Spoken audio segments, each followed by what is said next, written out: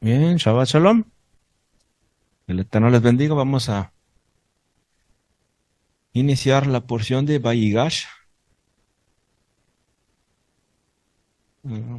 Bien. Vayigash habla acerca de cuando se acercan el pueblo de Israel o toda la nación de Israel con Joseph. Joseph está en Egipto, los manda a llamar y vamos a ver primero cómo intercede el pueblo, qué tiene que ver esa intercesión que hace Judá y todo lo demás que conlleva. Vamos a ver algo bien interesante. Algo que no se ha mencionado anteriormente. ¿Me vas a pasar? Algo que ha sucedido anteriormente, o más bien, en la porción pasada, el nombre Yud Hei Bab Hei no se menciona. ¿Sí? Hay algo como que desaparece el nombre. La última vez que aparece ese nombre es cuando dice que Joseph estaba en prisión y hacía conforme la vez a lo mejor esfuerzo, dice Yud Hei Bab Hei, estaba con él. Es la última vez que aparece el tetragramatón o el nombre de Hashem. En esa porción, y lo la pasada, Miquetz, no aparece el nombre. Ahorita no aparece el nombre. Hasta la siguiente porción aparece el nombre. Y ya al final, cuando se le da la bendición a los hijos de Israel, eh, cuando está muriendo prácticamente Jacob, cuando va a cerrar los ojos, hace una bendición por los hijos de Israel, y ahí es donde aparece de vuelta ese nombre Yud Heh Vav Heh. Prácticamente desaparece como 26 años el nombre en Egipto. Me parece curioso. Durante 26 años desaparezca el nombre Yud Heh Vav Heh, equivale a 26. Entonces, algo como para contemplar que Hashem, la escritura de Hashem es un ser prácticamente matemático, todo está calculado, nada está fuera de control, todo tiene un orden. Hashem tiene un orden para su pueblo. Entonces, vamos a ver aquí, Vayigash, vamos a hacer la oración. Baruch et Adonai Mevorach. Baruch atah Adonai Eloheinu melech haolam, asher bachar banu mikol hamamim benatan lanu et torato, Baruch atah Adonai noten haTorah. Amén. Muy bien, entonces, vamos a empezar con las letras. ¿Por qué las letras? Que les duele la cabeza. Es el alefato, Aleph, Bet, Gimel, Dalet, Hei, Bab, Zain, Het.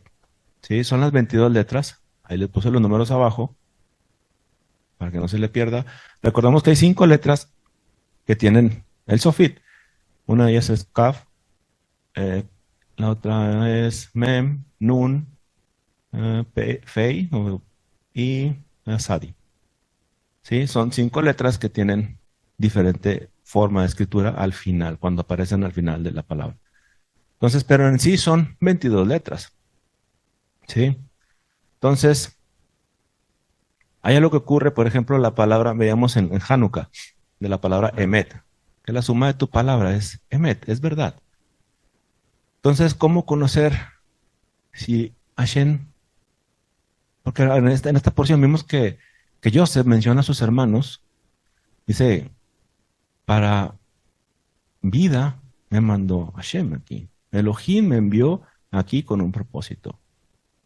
Entonces, si Elohim envió a Joseph con un propósito a Egipto, dice que todo el plan, o sea, todo el plan es verdad, que desde el principio hasta el fin, Hashem tiene el control. O sea, desde el Aleph al Tav, Hashem tiene el control. ¿Sí? Entonces vamos a ver si Aleph, Tav tiene el control. De hecho, si vemos Aleph, Mem y Tav. Aleph, Mem, Tam, fuma la palabra Emet. ¿Sí? Aleph, Mem y Tav. Entonces, si desde un principio, ¿cuándo fue vendido José?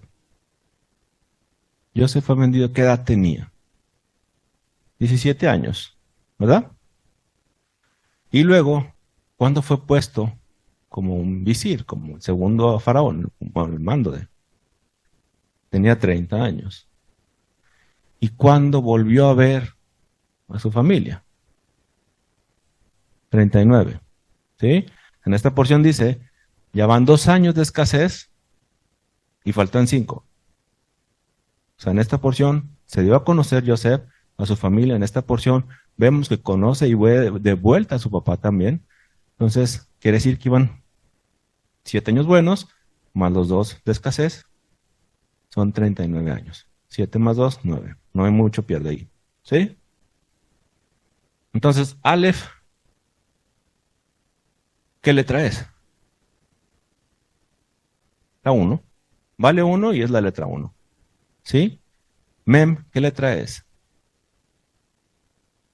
Ahí están los números abajo. No es el valor de la letra, sino el orden en el que están acomodadas. En la 13 y la Tav en la 22. ¿Sí? Entonces, si es Emet lo que le sucedió a Joseph, si es verdad, si es un plan de Hashem de llevarlo, ¿cuántos años pasaron de que fue vendido a ser coronado?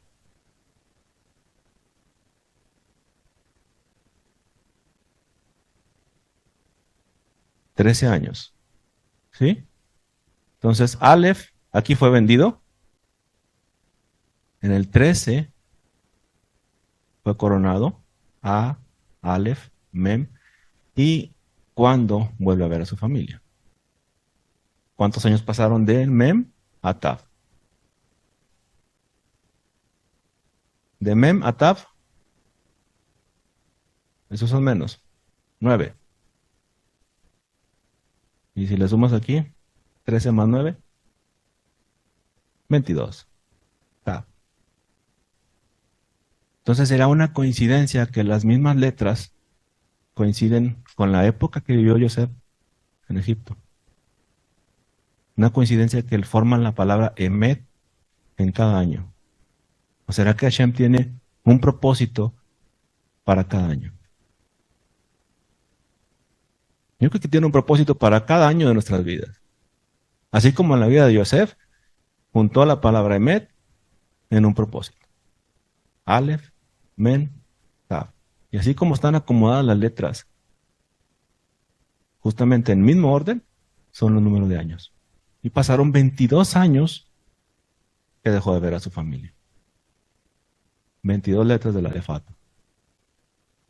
A veces cuando entendemos de que hasta que toda mi palabra sea cumplida,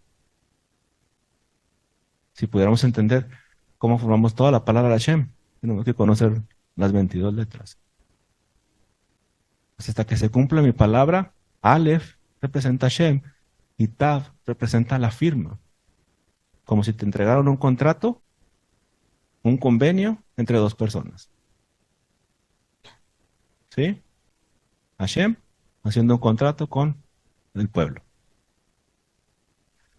Y en medio, una Mem.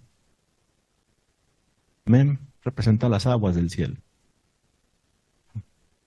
O un ungido, o un Mashiach, que pueda hacer cumplir esa función. ¿Sí? ¿Cuál fue la función de Joseph en Egipto? ¿Salvar al pueblo? Salvar al pueblo, definitivamente fue salvar al pueblo. Su función en Egipto fue salvar al pueblo. Prácticamente el mundo. Salvó al mundo, bueno, todo el que se acercó a Egipto. Pero si vemos cómo Joseph, el plan que tenía era ver cómo Hashem le había destinado 7 años de abundancia. Y a veces esos 7 años de abundancia nosotros vemos como, wow, qué padre, qué abundancia. Pero no sabemos qué viene después. Joseph sabía que venía después. Faraón sabía que venía después. Egipto sabía que venía después de la abundancia. Emet se pone normalmente, yo sé que es de derecha a izquierda, pero vamos a ponerlo así para verlo del 1, 2 al 7, para verlo en visualizarlo en nuestra mente de este lado del mundo. Aleph, Mem, Tav. Aleph representa el principio, el comienzo, el que siempre ha existido. ¿Sí? Mem representa las aguas. Y Tav representa el final. Entonces, si entendemos que Met es la suma de la palabra de Hashem, ¿cuánto tiempo tiene Hashem para hacer lo que cumplió? Si hizo una promesa de llevarnos de vuelta a casa, ¿cuánto tiempo de la humanidad tiene para hacer el plan? Cuando tú haces un convenio, todos los convenios tienen un plazo. Tú firmas por una casa, tienes que pagar 30 años. Al llegar a 30 años es el comienzo del plazo, o la finalización del plazo. 7 milenios. ¿Sí? Tab es la culminación. Es cuando Hashem nos mete de vuelta a casa. Sukkot representa la casa. Sukkot representa el templo. Shabbat representa el templo. Todo el 7 representa la perfección. Aleph representa el comienzo. Siempre iniciamos en un Pesaj. La salida de Egipto, ¿cómo inició? Un Pesaj. ¿Sí?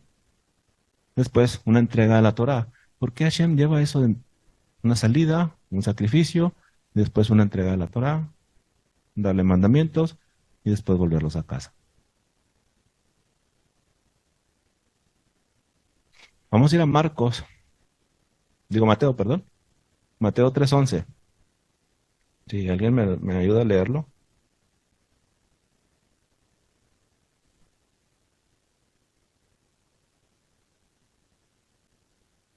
Y está hablando Juan el Bautista. ¿Sí? 3:11.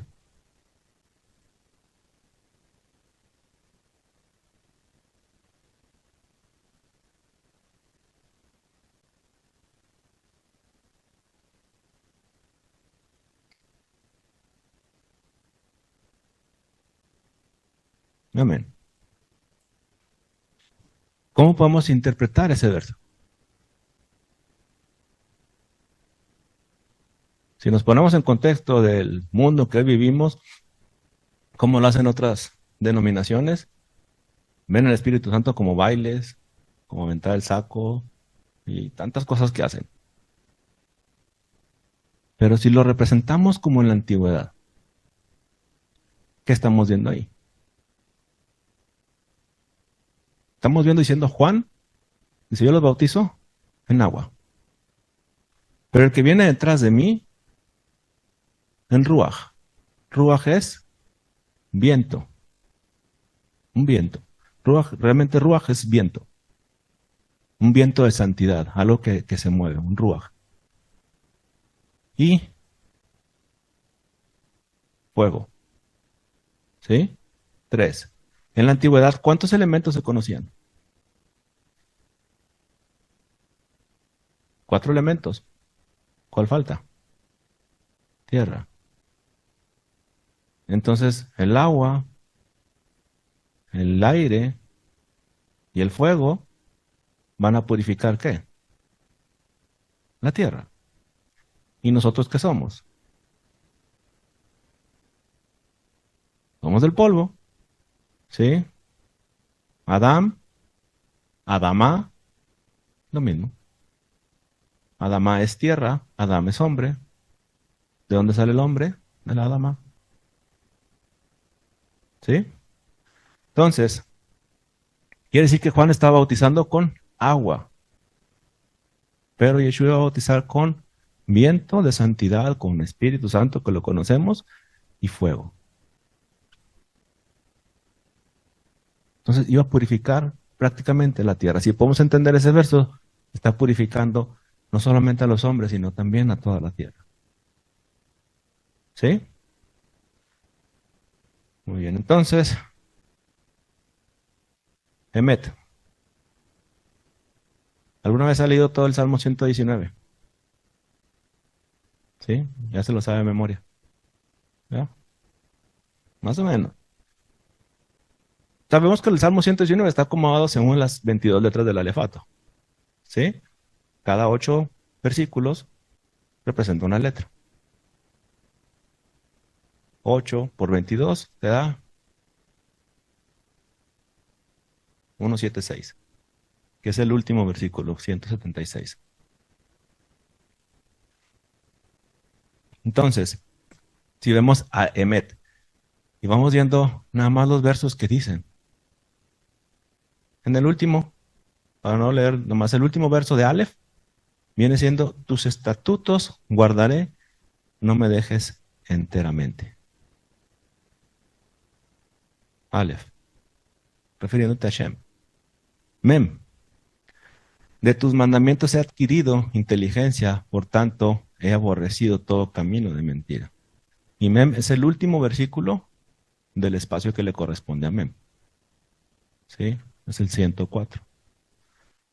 Y Tab, que es el último verso: yo anduve errante como oveja extraviada, busca a tu siervo, porque no me he olvidado de tus mandamientos. Entonces la promesa de Hashem es de que nosotros vamos a buscar a las personas hasta que la persona reconozca que necesita de Hashem. Porque nos enseñaron a ir a buscar, a ir a ministrar, a ir a ser discípulos. Con la palabra, con las acciones. ¿Cómo hacía discípulos Yeshua?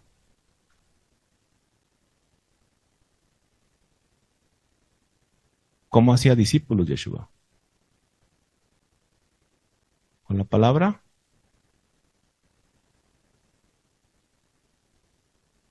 ¿O acciones? ¿Cuál fue la primera cosa que hizo Yeshua? Primer milagro, el vino, las bodas. ¿Qué significa eso? Convertir el agua en vino. Un milagro. Es un milagro. ¿En cuántas cestas había? Muchas.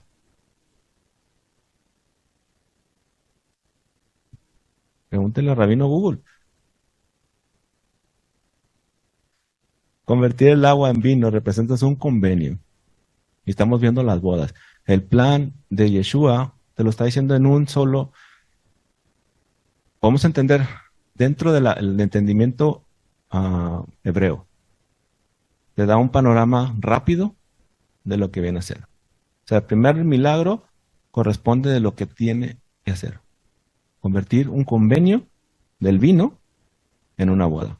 O sea, lo que vino a hacer Yeshua prácticamente es las bodas del Cordero. Invitar a las bodas del Cordero.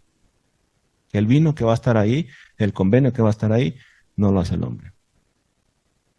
El convenio es de él. Que el vino lo va a poner él. Que él es el que está invitando a ese convenio. Un panorama rápido, ahí lo entiendes. Pero luego ves todo el proceso. Un panorama rápido, Israel sale de Egipto, de Ramesés, de Goshen, ¿y a dónde va? ¿Cuál es la primera parada? Sucot. Sales en Pesach y vas a Sucot. Eso es algo rápido. Digo, esto es mi plan de Hashem, que el proceso es largo, pero mi plan ya te lo doy. Este es mi plan. El primer capítulo de Génesis nos completa el plan de Hashem. El primer capítulo, el primer versículo nos dice el plan de Hashem. La primera palabra nos dice el plan de Hashem. El proceso es largo. ¿Sí? Entonces, aquí estábamos viendo, dice que tus estatutos guardaré, no me dejes. Estás reconociendo que Hashem tiene mandamientos. Después de tus estatutos he adquirido inteligencia. ¿Para qué son los mandamientos? Para hacernos ver que estamos en pecado. Para hacernos ver que estamos mal delante de Hashem. Una vez que entiendes la Torah, tú entiendes tu posición delante de Hashem. Tú entiendes que no debe ser lo que tú quieres, sino como a Él le gusta. ¿Sí? Y el último dice, yo anduve errante como oveja extraviada. Si es una oveja extraviada, ¿qué pide una oveja extraviada? ¿Con qué? ¿Qué pide la oveja? ¿Qué necesita? Que la encuentre. ¿Pero quién? El pastor. ¿Sí? El pastor.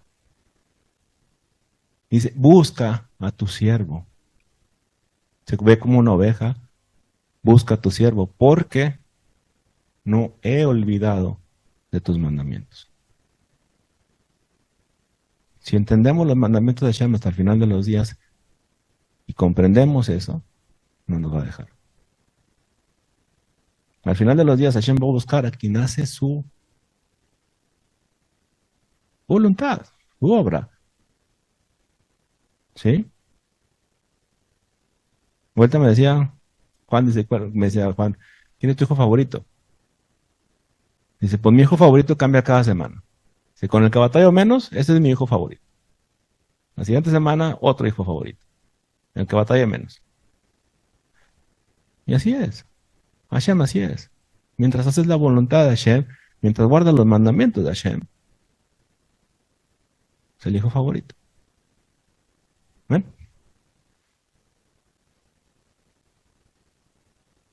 Vamos a comenzar. Esta es parte de la copa. Muchas veces te intriga por qué una copa. Entonces, pero fíjense las palabras que dijeron los siervos, los hermanos y el mayordomo. Son dos personalidades.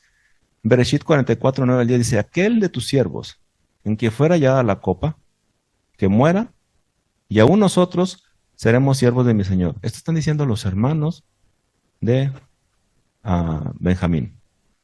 Y él dijo, también ahora sea conforme a vuestras palabras. Aquel que en que se hallare será mi siervo, y vosotros seréis sin culpa. Interesante. Una copa, un juicio y dos pensamientos diferentes. El pensamiento de los hermanos de Benjamín y el pensamiento de los mayordomos. Los hermanos, culpable que muera, y todos somos siervos. El mayordomo es el culpable, es siervo, y los hermanos son sin culpa. ¿Sí? Entonces, si nos vamos a Juan 18:11, dice, entonces Simón Pedro, que tenía era Pedro el del juego, que tenía una espada, la desenvainó y hirió a siervo del sumo sacerdote, y le cortó la oreja derecha. Y el siervo se llamaba Malco. Yeshua entonces dijo a Pedro, mete tu espada en la vaina. La copa que el Padre me ha dado, no la debe beber. ¿Por qué menciona la copa? ¿Le dio una copa de vino? ¿Por qué cuando oraba en el huerto? ¿Por qué decía, haz que pase de mí esta copa? ¿Qué copa? ¿O la copa representa un juicio sobre un inocente? Porque la copa aquí donde estamos viendo en Egipto es un juicio sobre una persona inocente. Benjamín no tomó la copa. Le pusieron ahí la copa. Yeshua no tomó la copa. Tuvo que tomar esa copa o pasar por esa copa. Entonces el poner la copa ahí es culpar a un inocente con un propósito. ¿Cuál es el propósito de culpar a Benjamín?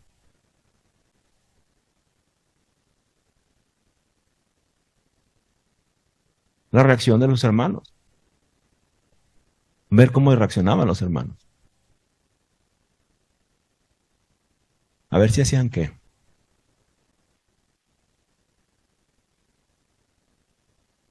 Si actuaban de una forma correcta. Fíjese lo que dijo los hermanos. Aquel que sea culpable, que muera. Y los demás somos siervos.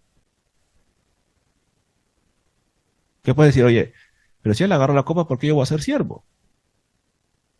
¿Qué justicia hay en eso?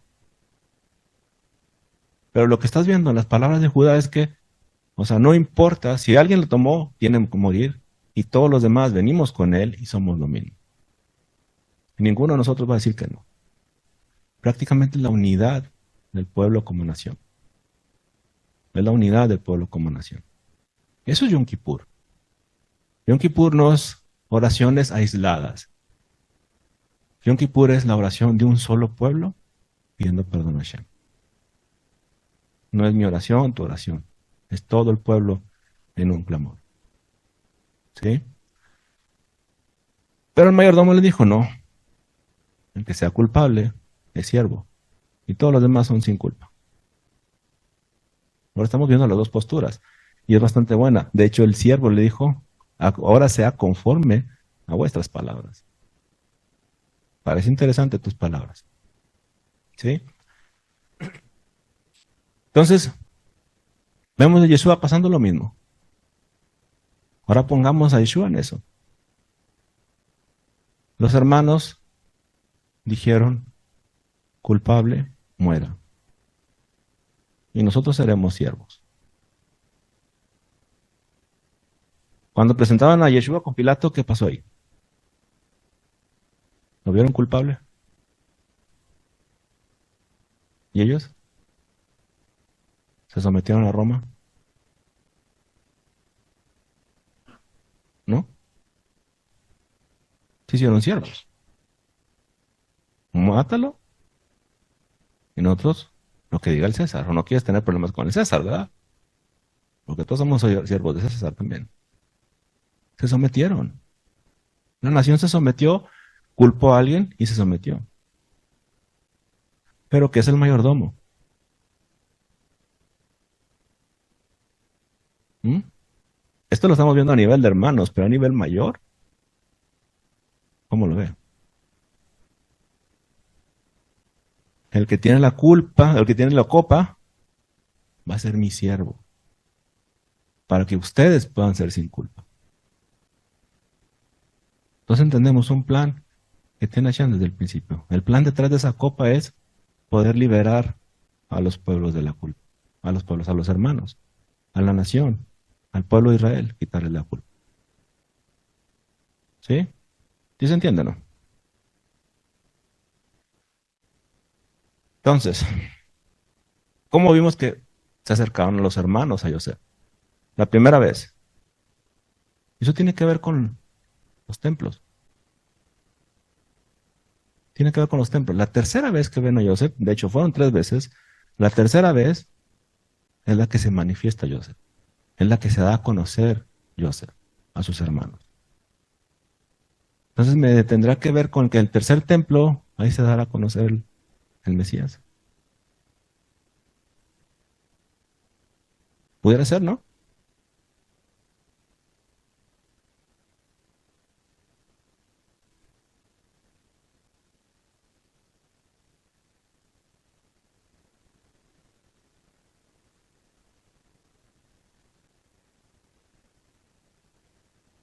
Pudiera ser.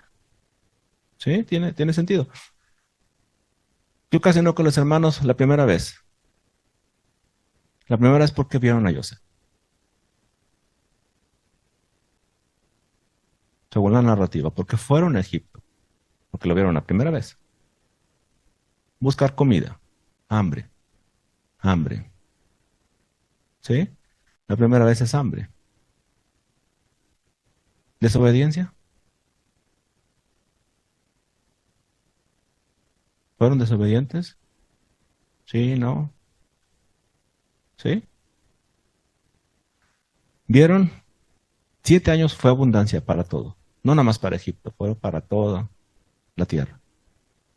¿Sí? Porque la hambruna venía a toda la tierra, la abundancia también a toda la tierra. Entonces siempre viene un periodo de abundancia. Pero después viene la manifestación de escasez. Y si tú no te preparaste para la escasez, vas a sufrir las consecuencias. ¿Sí? Era el segundo año, ya les faltaba alimento. ¿Sí? O sea que durante 7 años no juntaron para otros 7, sino durante 7, prácticamente 2 ya me falta. Entonces, ¿se acuerdan cómo es prácticamente el año Shemitah, el año jubileo? ¿Cómo se va multiplicando en el Shemitah? Son 5 años normales. El sexto da el doble. ¿Sí? Y no puede ir aquí esto de Vayikra o Shemot. Ahí puede ir y verlo. El sexto da doble. ¿Por qué da doble? Para no recoger el séptimo. ¿Sí? No tiene lógica. No tiene lógica porque se supone que la tierra la dejas descansar. Pero dices, ¿por qué antes de descansar da más? Produce más. Produce el doble que lo normalmente lo que produjo 5 años atrás. Para tener suficiente. El maná fue lo mismo. El jubileo es algo más allá todavía, porque el jubileo te da para aquí te da el triple. Te da para el año 49 y te da para el jubileo. Pero entonces como que dices, no tiene sentido, si la tierra se está cansando, te dé más. Es como un milagro. Ahora, si lo pones en perspectiva, si el hombre viene de la tierra, ¿qué se va a dar al final de los días? ¿Más fruto? Multiplicación. Multiplicación, ¿para qué? Para que en Shabbat no se levante nada, para que en el milenio no se levante nada, porque en el milenio ya no entra nadie.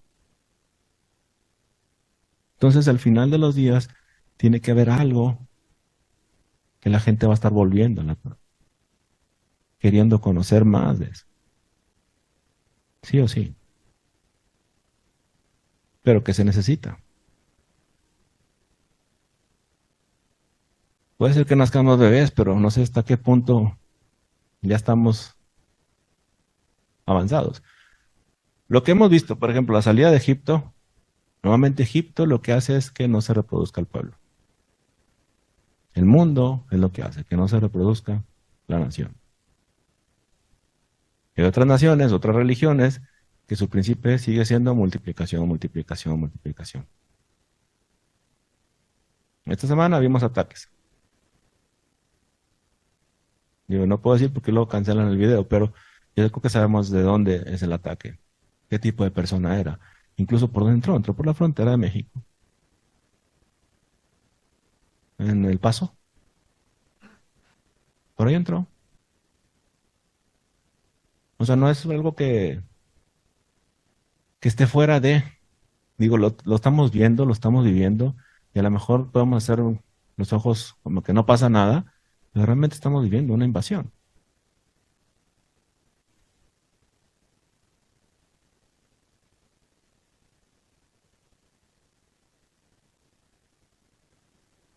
Se da la orden. Sí. Ahora,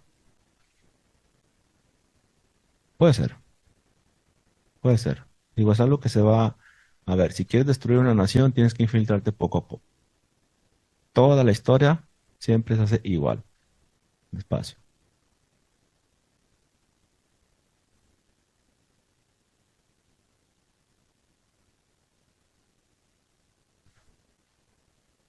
En la antigüedad, tener hijos era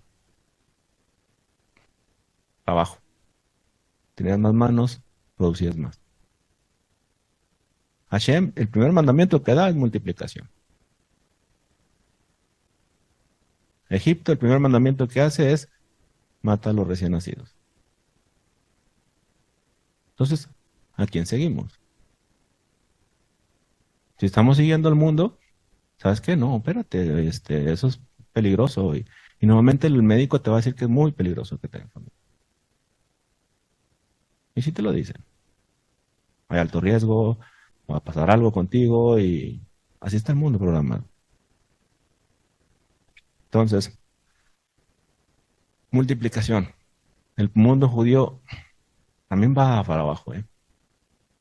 Ya se sacaban estadísticas que el ultraortodoxo, sus tasas de natalidad han disminuido drásticamente en los últimos años. No es lo mismo. Sí lo vemos con muchos hijos, pero ya no es lo mismo de antes. ¿Sí? Son pequeñas señales que puedes ir viendo. Si ese mismo patrón lo vimos en Egipto, dice, ok, son señales que se acerca algo, un cambio. ¿Qué ocasionó que los hermanos de Yosef por la segunda vez? Más hambre. Pero hubo una diferencia. Benjamín. La segunda vez apareció Benjamín. ¿Qué es Benjamín? El hijo de la mano derecha. ¿Quién apareció en el segundo templo? El hijo de la mano derecha. Ok. Son coincidencias nada más. ¿Sí? Ahí se manifestó quién era el Mesías. Pero no, hasta el tercer templo o hasta la tercera vuelta. Luego salieron los hermanos y es cuando es culpado el hijo de la mano derecha, cuando tienen que volver. ¿Sí? ¿Se acuerdan que puso la copa Joseph en Benjamín? ¿Para qué? Para que salieran. Dice que iban avanzados en la carretera o en la avenida, no sé cómo se le llame. Iban en la moto, ya. En la Ninja Mil, iban iban en el camino y los alcanzó el mayordomo y los trajo de vuelta a casa. No bajó Joseph, mandó un mayordomo. Cuando vino Yeshua, ¿qué dijo que iba a hacer? Que él iba a volver a traer a todos de vuelta a casa o que enviaría a alguien que leímos ahorita, que el que viene detrás de mí, que decía Juan, el que viene detrás de mí lo va a traer con el Espíritu Santo, es el Consolador, el Espíritu Santo, o un viento de santidad, los iba a traer de vuelta a casa. Por eso se envía al mayordomo. ¿Sí? Entonces, interesante, en el segundo templo dice que comió con Benjamín. Comieron todos los hermanos. Comió toda la nación de Israel ahí. Yeshua convivió con todos.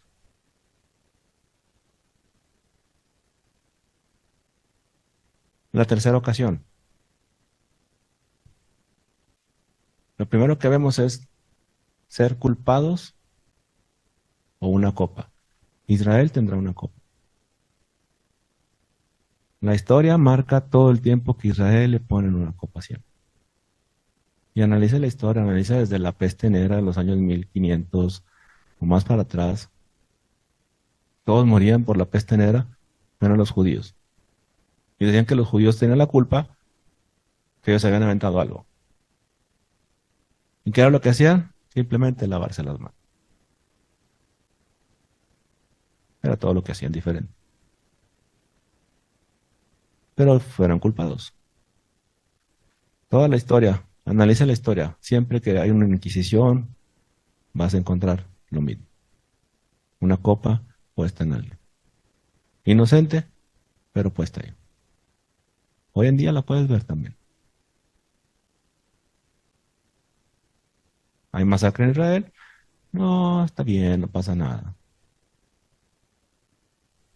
Cayó un cohete al otro lado y noticia mundial. ¿Sí? Entonces, la tercera ocasión es cuando se ve manifestado el Mesías. Y tiene que ver con el tercer templo. ¿Sí? Vamos a ver tribulación. Pero hay algo que menciono aquí. ¿Qué hicieron los hermanos? Dispuestos a dar su vida. ¿Por qué estás dispuesto a dar la vida? Hay algo que no entendemos dentro de la cultura judía, si tú quieres decirlo, o dentro de la cultura israelita o hebrea, cuando estás dispuesto a dar la vida. Incluso Yeshua lo dijo.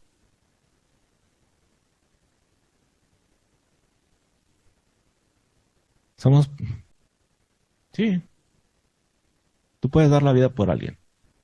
Mencionó que por los amigos das la vida, ¿no? Que no hay mayor amor que dar la vida por un amigo o por tus hermanos. Dice, yo pongo mi vida por ustedes. Pero ¿por qué es eso? ¿Qué es ese pensamiento que tienen? Porque se debe andar como Yeshua anduvo. Pero bueno, eso no, porque eso nomás era de él. Lealtad.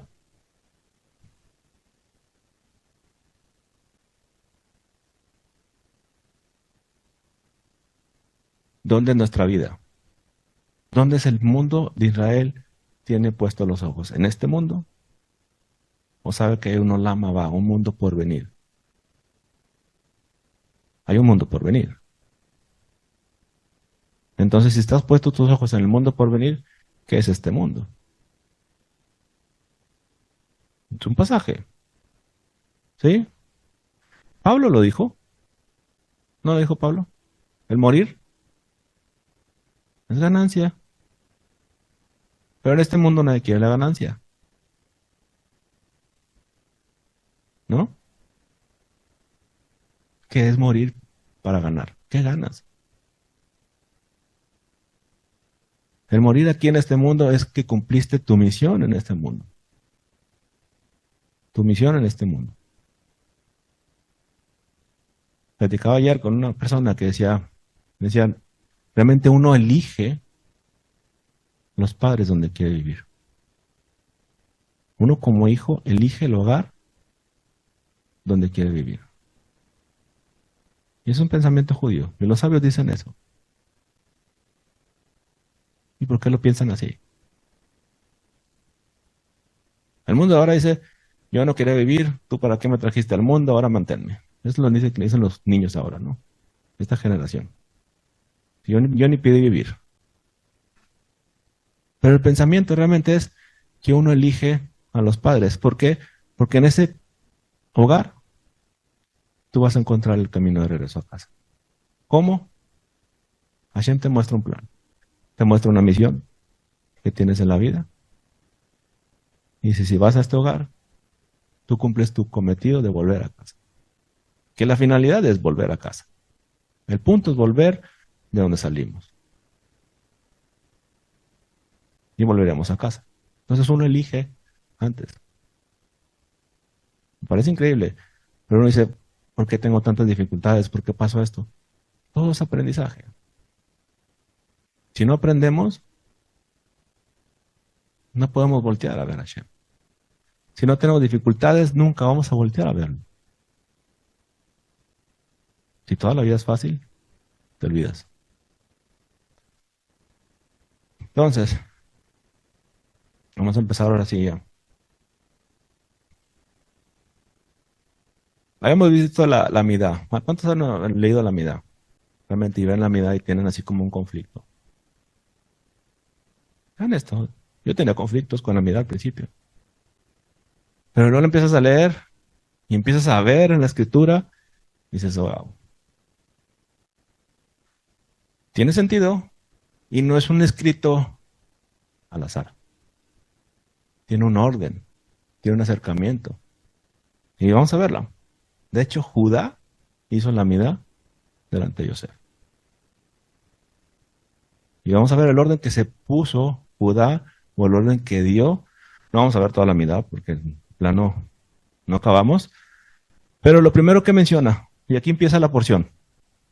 Entonces Judá se acercó a él y dijo, ay, Señor mío, te ruego, me permitas que hable tu siervo una palabra en oídos de mi Señor, y no se encienda tu enojo contra tu siervo, pues tú eres como Faraón.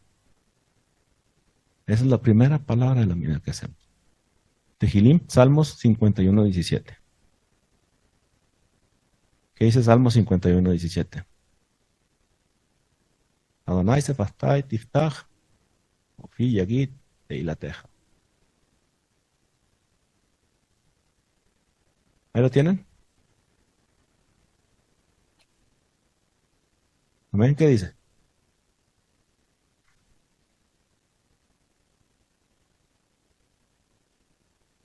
No, 51:17. Salmos 15. El 15. Es que hay unos viene 17, otros 15, por eso.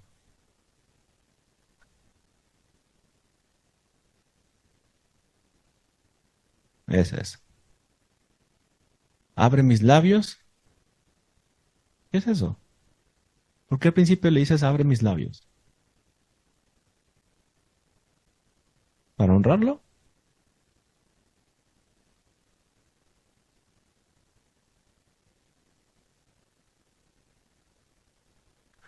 Cuando estás delante de una persona de muy alto rango, ¿no te pones nervioso? ¿No?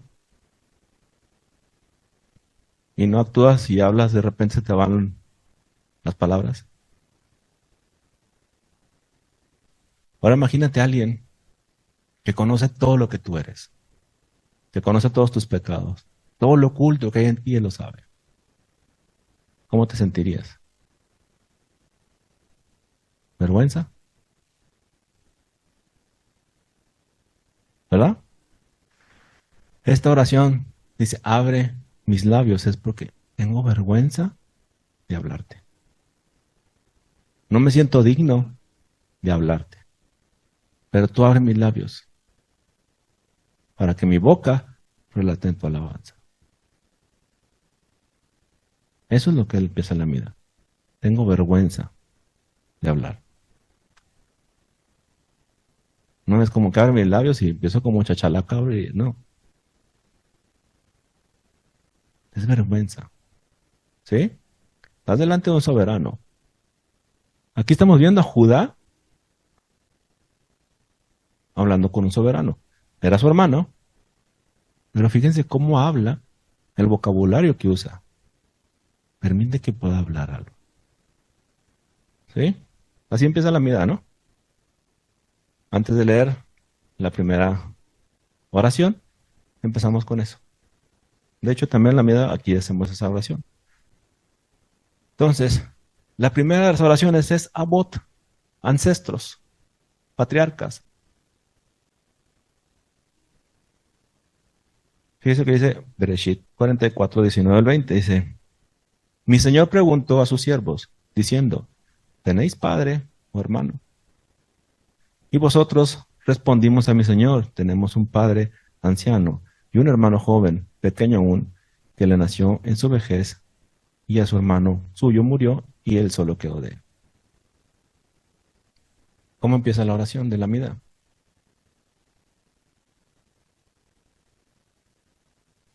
La primera, Abot. ¿Pero a qué se referencia? Abot. A los ancestros, a los patriarcas, Abraham, Isaac, Jacob. Tenemos como padre a Abraham. Esa es la primera ocasión. Aquí le está diciendo, tú pediste que si teníamos un padre, si venimos de una descendencia, tengo un padre. ¿Sí? Acuérdense que la amidad es acercarte a Hashem y estás mencionando que tienes un padre. Aquí Judá se está acercando a Yosef, está mencionando a su padre también. ¿Sí? ¿Sí estamos o no? Ok, si no les cuadra, dígame. La siguiente oración es Geburot, poderes. Estás hablando del poder de Hashem. ¿Sí? En esta oración, no le traje las oraciones, pero en esta oración se habla del poder que tiene Hashem. Bereshit 44, 21 al 23 dice, y tú dijiste a tus siervos, traédmelo, y pondré mis ojos sobre él. Y entonces dijimos a mi señor, el joven no puede dejar a su padre, porque si lo dejare, su padre morirá. Y dijiste a tus siervos, si vuestro hermano menor no desciende con vosotros, no veréis más mi rostro. ¿Reconocieron el poder que tenía? ¿Reconocieron los hermanos el poder que tenía? Porque no volvieron. Hasta que no iban a Benjamín, no volvieron. Reconocen el poder que tiene. Eso es Geburot. No es poder de Elohim. ¿Sí estamos? Si tiene dudas, pregunte. Kedushah, Hashem, la santificación del nombre. Tú eres sagrado. Tu nombre es sagrado. Hay santidad en ti. Eso es lo que hablamos en la Kedushah. Bereshit 44, 24 al 25. Y se aconteció, pues, que cuando llegamos a mi padre, tu siervo, le contamos las palabras de mi Señor. Y dijo a nuestro padre, volved a comprarnos un poco de alimento. ¿Por qué no volvieron sin Benjamín? Sabiendo el poder. ¿Y por qué no entraron a escondidas?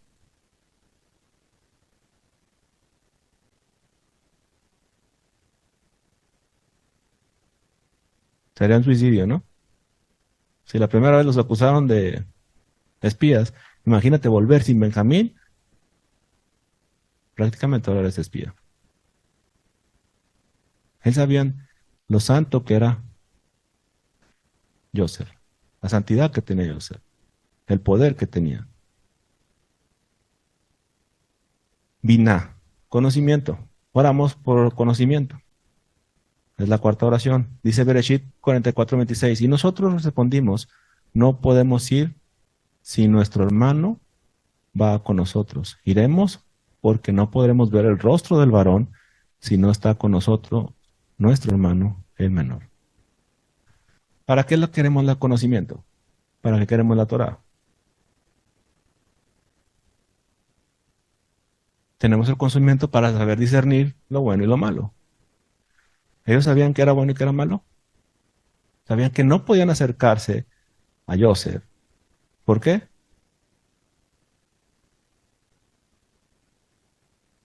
No pueden acercarse si no llevan a Benjamín. Lo que les dijo Joseph, ellos lo aplicaron por conocimiento. No vengas si no traes a tu hermano. ¿Qué dice Hashem en su Torah? ¿Para qué nos da la Torah? Para que sepamos cómo limpiarnos, cómo purificarnos, cómo comportarnos para poder acercarnos. ¿Sí? Entonces, la Binah, el conocimiento es para poder, una forma de cómo acercarnos. Aquí dijeron, si no traes a tu hermano, no verán mi rostro. ¿Estamos? Teshuvah, es la quinta oración, un retorno, un arrepentimiento. Dice entonces tu siervo, mi padre nos dijo, vosotros sabéis que 2 hijos me dio a luz mi mujer.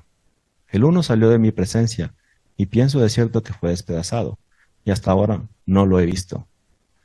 Y si tomáis también a este de delante de mí, y le aconteciera algún desastre, haréis descender mis cartas con dolor al Seol.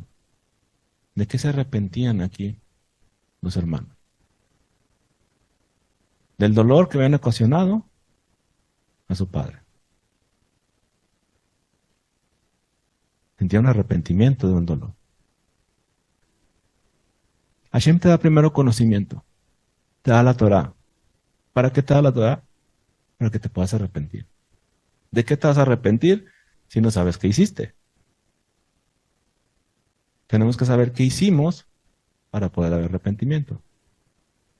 Pero aquí pasan 2 cosas. Una vez que te enteras qué es lo que hiciste mal, te puedes arrepentir o seguir tu camino, ¿no? ¿Sí? Mira, aquí hay una pausita. En ese mismo dice, ahora pues, cuando vuelva yo a tu siervo, mi padre, si el joven no va conmigo, como su vida está ligada a la vida de él, sucederá que cuando no vea al joven, morirá, y tus siervos harán descender las canas de tu siervo, nuestro padre, con dolor al Seol. Como tu siervo salió por fiador del joven, con mi padre diciendo, si no te lo vuelvo a traer, entonces yo seré culpable ante mi padre para siempre. Si no hay un arrepentimiento, hay muerte. ¿Cuál es la sexta oración? Conocimiento, y luego tenemos que arrepentimiento, y una vez que te arrepientes, ¿qué tienes que hacer?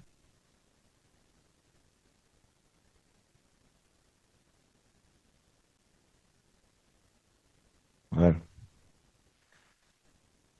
Una vez que te enteras que tu esposa se enojó por cierta cosa, y dices, ¿sabes qué? Tienes razón, sí, lo hice mal, me arrepiento. ¿Qué tienes que hacer después? Pedir perdón. Slija, perdón. ¿Sí? En el 44, 33, 34 dice, te ruego, por tanto, que quede ahora tu siervo en lugar del joven, por siervo de mi Señor, y que el joven vaya con sus hermanos, porque ¿cómo volveré yo a mi padre si el joven no podré, pero no verá, no podré por no ver el mal que ya sobrevendrá a mi padre? Está pidiendo, implorando que perdone a Benjamín, se quede él. Perdona a Benjamín, está orando por implorando perdón. ¿Se está amando? ¿O no? Más o menos. Después que viene el perdón, redención, Geulah. Y eso ya viene en Bereshit 45, el 1 al 2. Dice, no podía ya José contenerse delante de todos los que estaban al lado suyo, y clamó y haced salir de mi presencia a todos. Y no quedó nadie con él. Y al darse a conocer José a sus hermanos, entonces se dio a llorar a gritos, y oyeron los egipcios, oyó también la casa de Faraón. Ver el rostro de aquel que nos redimió. Redención.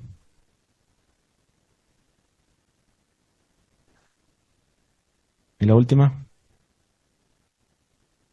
¿Mm? Refúa.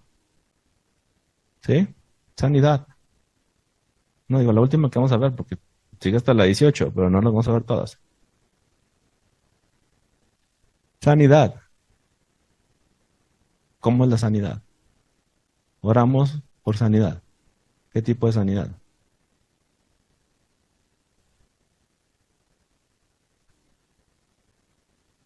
Dolencias espiritual, física, ¿sí? Fíjese lo que dice en Bereshit 45, 9 al 11, dice, daos prisa e id a mi padre y decidle, así dice tu hijo José, Joseph. Dios me ha puesto por señor de todo Egipto. Ven a mí y no me detengas. Habitaréis en la tierra de Gosén y estarás cerca de mí, tú y tus hijos y los hijos de tus hijos, tus ganados y tus vacas y todo lo que tienes, y allí te alimentaré, pues aún quedan 5 años de hambre, para que no perezcas de pobreza tú y tu casa y todo lo que tienes. Prácticamente ahí Joseph nos iba a mantener fuera de lo que había venido al mundo. Del juicio que había venido al mundo, Joseph los iba a mantener fuera de eso. Les iba a dar la sanidad. Y si sigue la mitad, van viendo cómo todo va ocurriendo de la misma forma. La mitad es una estructura de cómo acercarte a Hashem. ¿Ven?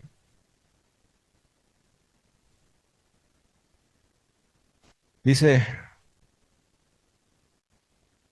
ya cuando termine, si ellos le contaron todas las palabras de Joseph que él les había hablado. Aquí ya están con el papá de Joseph, con Jacob. Dice, y les había hablado y viendo Jacob los carros que José enviaba para llevarlo, su espíritu revivió.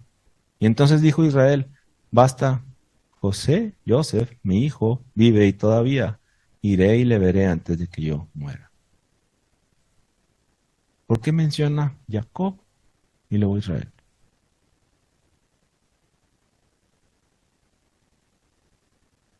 ¿Cuál es la diferencia de Jacob e Israel? ¿Es el mismo? ¿Y por qué uno menciona a Jacob y por qué otro menciona a Israel?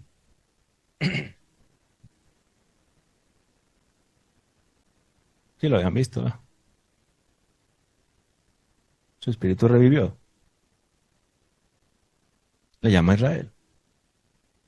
Ok, tiene todo sentido. Al final de los días, ¿qué va a pasar con Israel?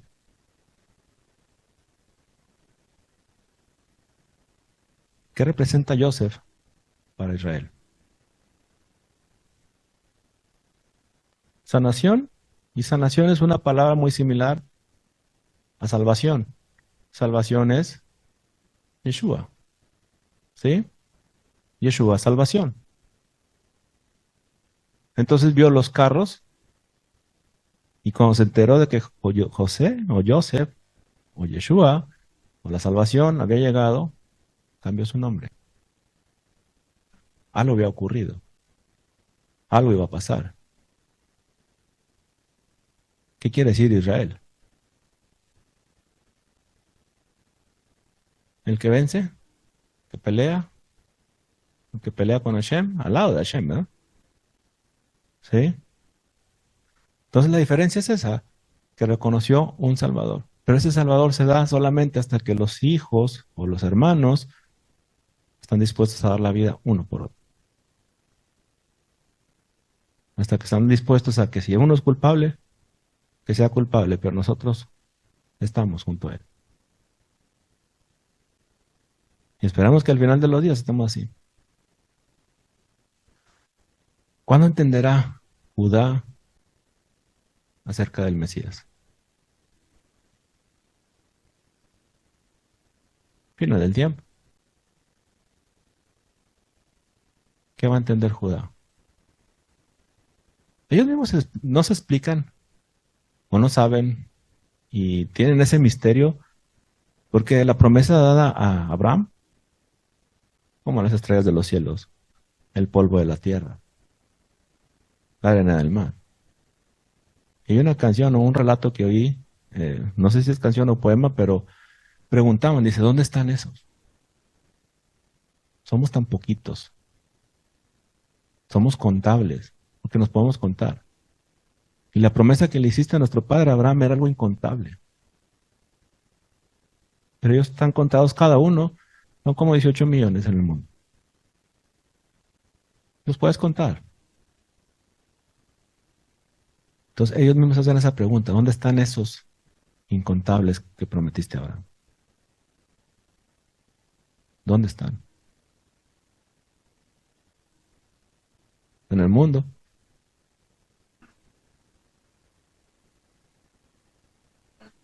Dispersos. Pero tienen que volver ¿a dónde? A la Torah. A la Torah.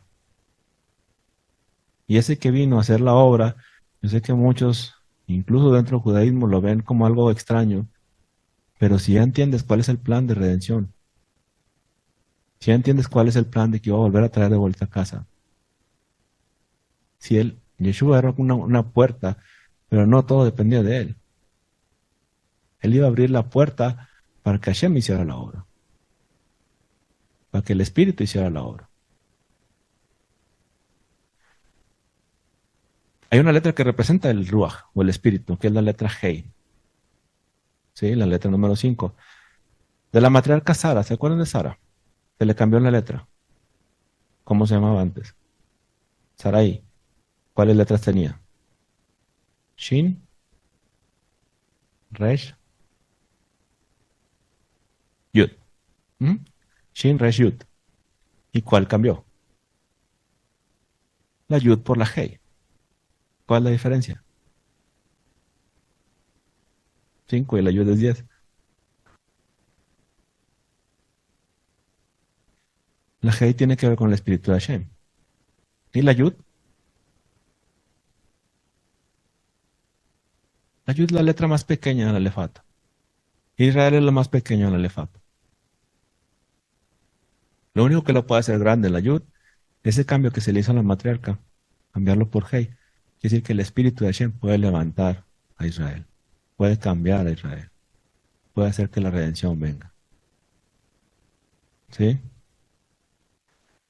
Entonces, ya vamos a acabar.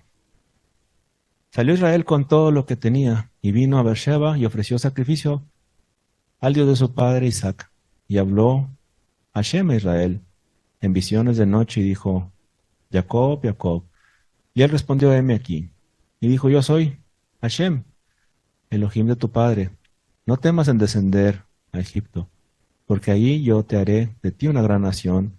Yo descenderé contigo a Egipto, y yo también te haré volver. Y la mano de Joseph cerrará tus ojos. ¿Cuántos años tenía de no ver a Joseph? Acabamos de ver, 22. ¿Cómo crees que estaba un padre después de no ver a su hijo por 22 años?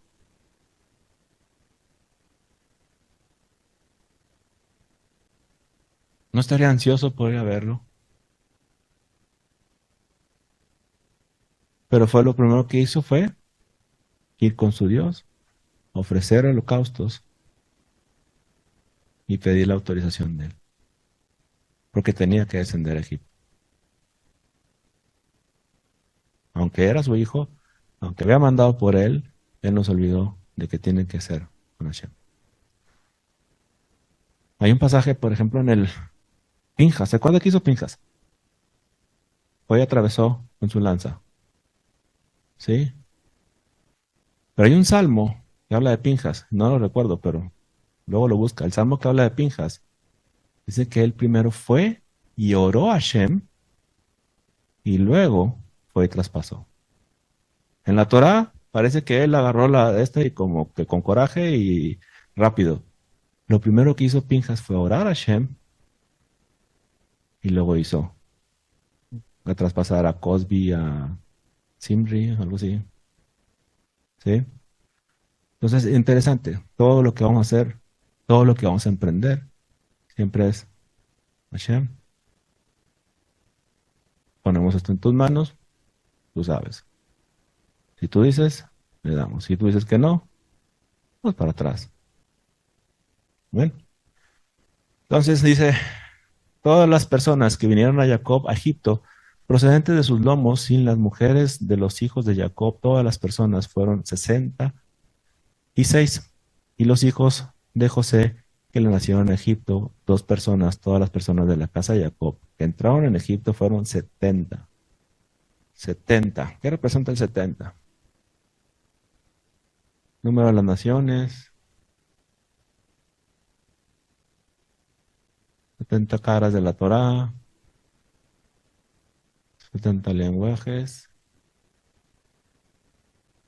70 viejos,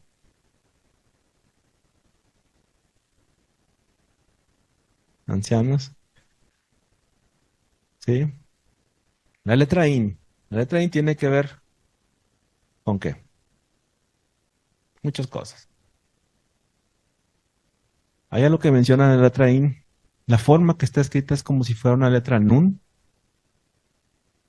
y una Bab. Se considera una Bab. Nun y Bab. ¿Qué es la Nun? Nun es una semilla. Y Bab representa la conexión que hay del cielo a la tierra. Representa al hombre. Y el hombre es esa conexión del cielo con la tierra. Hashem no se contacta con animales. Hashem se contacta con el hombre. La Bab, la número 6. Y esa es la conexión que hay entre el cielo y la tierra. Entonces, ahí representa esa conexión del cielo y la tierra cuando el hombre suplica o está de rodillas o está postrado.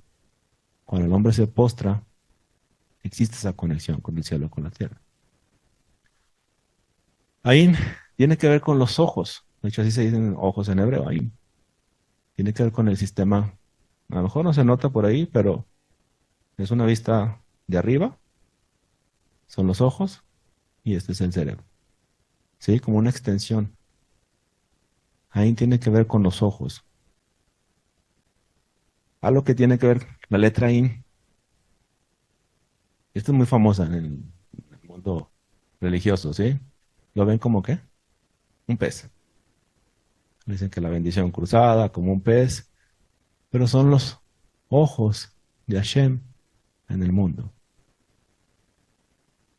Si somos considerados que somos parte de un pueblo, somos los ojos de Hashem en el mundo. Somos que este mundo necesita rectificación. Somos ese lugar donde necesitamos llevar esa ayuda. Tú puedes ver la ayuda y tú puedes levantar el nombre de Hashem haciendo las obras que se necesitan. Tú puedes ver la necesidad y ser ese instrumento de Hashem.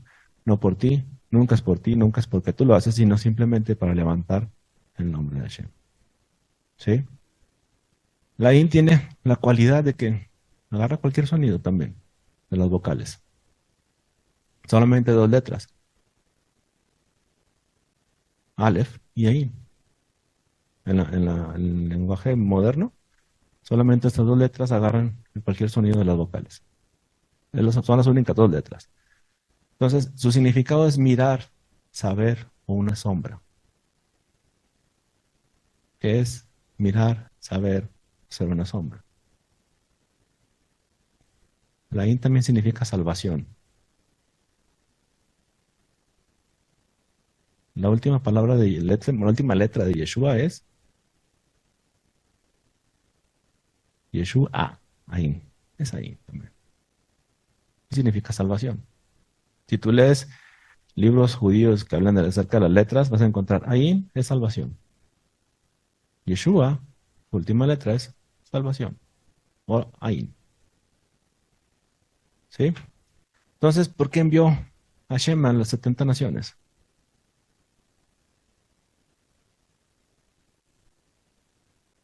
¿Cuál fue el propósito de enviar 70 hombres? No temas en descender. ¿Qué iba a hacer Hashem con Jacob ahí en Egipto?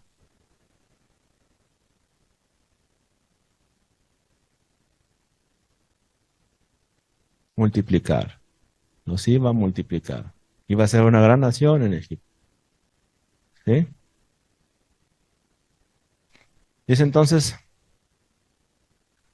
compró toda la tierra de Egipto para Faraón. Ya estando la escasez, dice que Joseph compró toda la tierra de Egipto para Faraón. Todos empezaron a vender sus tierras, empezaron a vender lo que poseían, ganado, tierras, y luego se pusieron como a trabajar. Egipto se puso a trabajar porque no había comida. Entonces imagínense cuánto dinero generó Joseph para Egipto. Mucho dinero. Todos vendieron sus tierras. Mucho dinero. Y ahora, ¿por qué viene un faraón, que lo vamos a ver más adelante, que dice que no reconoció a Joseph lo que había hecho? Y uno dice, bueno, es que pasaron muchísimos años, pero realmente no. No habían pasado ni 100 años. Y lo que había hecho por Egipto, y toda la riqueza que llegó de Egipto, que ningún faraón la había generado, fue olvidada. ¿Realmente fue olvidada o trataron de que no pasó nada? ¿Realmente ese faraón no conocía de Joseph? ¿O la gente olvidó lo que hizo Joseph por Egipto? Hoy en día tratan de olvidar que el holocausto no existió. Y no han pasado 100 años. Pero tratan de decir que eso no pasó. No es como lo dicen. Hay mentira. Tratan de cambiar la historia. Y siempre ocurre lo mismo. Siempre lo que haga la nación de Hashem, la nación de Israel, siempre van a tratar de hacer cosas menos. De hacerlo menos.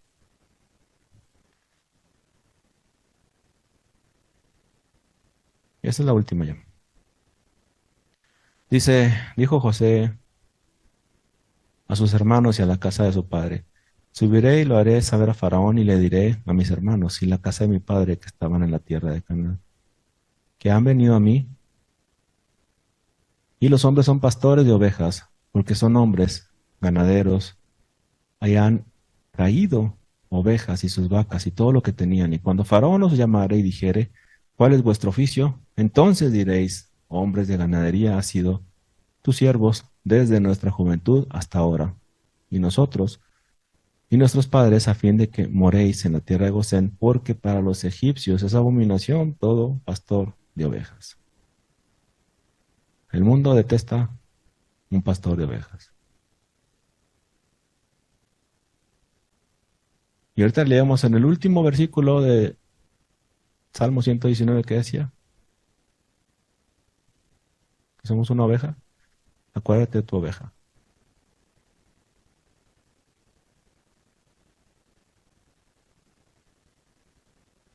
Yo anduve errante como oveja extraviada. Busca a tu siervo, porque no me he olvidado de tus mandamientos. En el mundo de Egipto realmente no se reconocen las ovejas, no se quiere las ovejas. Y tampoco se quiere el pastor de las ovejas. Yeshua dijo, yo soy el pastor de las ovejas. Y si no se quiere el pastor de las ovejas, tampoco se quiere al hermano del pastor, a la tribu donde nació el Yeshua. Entonces podemos entender que el problema que viene es el mismo que sucedió en Egipto. El mundo está en contra de eso. Al final de los días vamos a tener que entender que lo mismo que sucedió en Egipto va a volver a suceder delante de nuestros ojos. Y esperamos que sea pronto en nuestros días. Que podamos ver esa redención. Por eso hacemos la oración de la mina, para volver a ver la redención delante de nuestros ojos. Así como Hashem puso ojos en Egipto, nos puso como visión, que podamos ver las maravillas que Él hace. Y toda la nación de Israel vio las maravillas que hizo Hashem para redimirlos. Todo ojo le vio. Al final del día dice, porque habla de Yeshua, que todo ojo le verá. Porque habla de lo mismo. A lo mejor tenemos un concepto diferente, que todo ojo le verá y estamos en el cielo volando como ángeles, pero creo que no es así. Creo que todo ojo le verá, uno va a entender las señales, cómo se va desarrollando todo en el mundo y va a entender y dices, es tiempo de volver a casa. ¿Ven? Muy bien, vamos a terminar la transmisión. Que el Eterno les bendiga, nos vemos la siguiente semana, Shabbat Tov.